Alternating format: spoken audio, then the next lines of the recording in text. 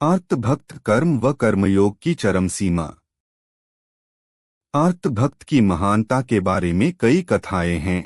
विष्णु जी व नारद जी के संवाद की दो बहुत विख्यात कथाएं इसको सिद्ध करती हैं। हिमालय के आंचल में एक छोटा सा लेकिन बहुत धनी राज्य था। वहां का राजा बहुत प्रजाप्रेमी और धार्मिक कार्यों में बढ़ चढ़कर भाग लेता। एक दिन नारद जी वहां घूमते घूमते आ पहुंचे। उस दिन प्रदेश के घर घर में पूर्णिमा की सत्यनारायण जी की कथा चल रही थी। नियम था कि हर पूर्णमासी वे विशेष त्योहारों में सत्यनारायण कथा होगी। नारद जी भी कथा सुनने लग गए। महाराज स्वयं अपने महल में यह कथा अपने पुत्रों व कर्मचारियों को सुना रहे थे। कथा समाप्त हुई और महाराज ने सत्यनारायण जी को भोग लगाकर सत्यनारायण जी का प्रसाद सबको बांटा। नारद जी ने भी प्रसाद ग्रहण किया और राजा को आशीर्वाद दिया। राजा ने नारद जी को पहचान लिया और उनका बहुत सम्मान किया। नारद जी भी प्रसन्न हो गए और राजा से पूछा, कहो राजन, भक्ति आदि की कोई इच्छा हो तो निसंकोच कहो। राजा ने काफी देर सोचकर कहा, प्रभो, यदि आप मेरी सेवा व भक्ति से प्रसन्न हो तो कृपया जब भी प्रभु के पास जाओ तो यह जरूर पूछ लेना कि इस हिमालय प्रदेश में उनका सबसे बड़ा व श्रेष्ठ भक्त कौन है। नारद जी मुस्कुराए और बोले, निश्चित रूप से आपसे बड़ा भक्त मुझे इस जगत में नहीं दिखा। आप ही श्रेष्ठ हो, लेकिन मैं फिर भी ईश्वर से पूछ लूंगा। ऐसा कहकर नारद जी आकाश मार्ग की तरफ चलते हुए अंतर ध्यान हो गए। पूरी सृष्टि के विचरण के पश्चात नारद जी वैकुंठ पहुंचे और वहां प्रभु नारायण जी और लक्ष्मी जी विश्राम कर रहे थे।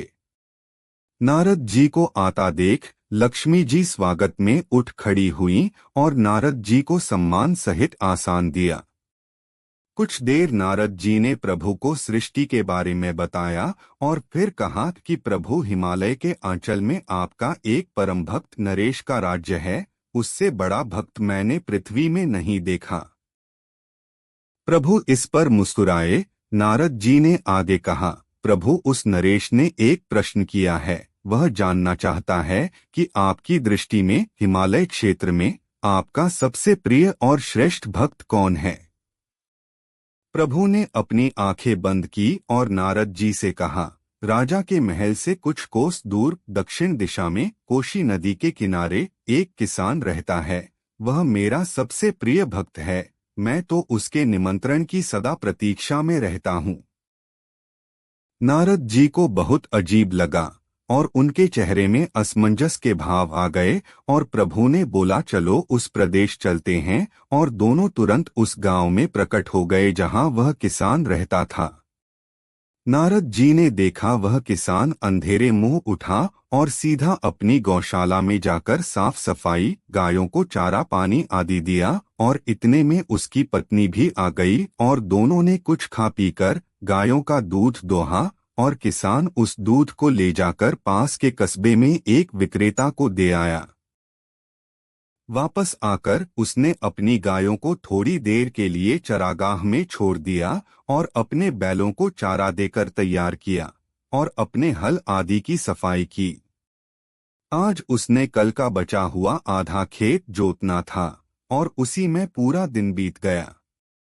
वह थका हारा घर आया और हाथ मुंह धोकर फिर गौशाला गया और अपनी गायों को दोबारा चारा और पानी डाला। काफी रात हो गई। फिर वह किसान अपने घर गया और खाना खाकर गहरी नींद में डूब गया।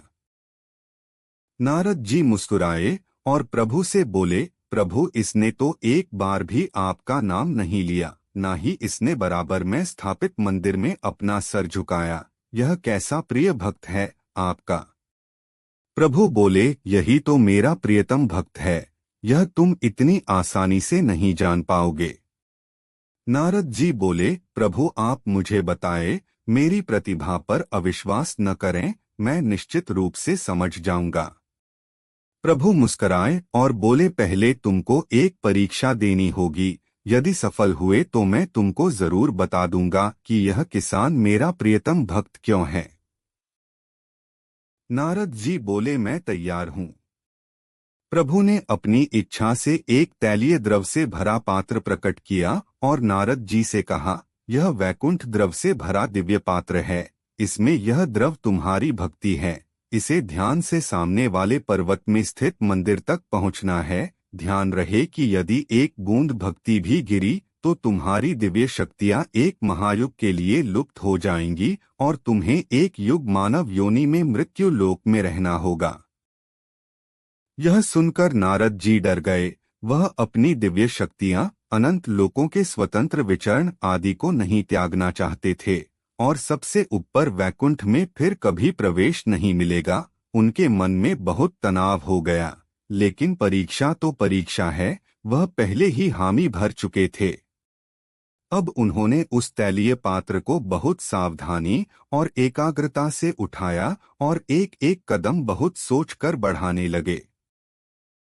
रास्ता उबड़ खाबड़ था। नारद जी तो केवल वायु गमन करते थे, इसलिए पृथ्वी में हर कदम अपने आप में एक परीक्षा थी।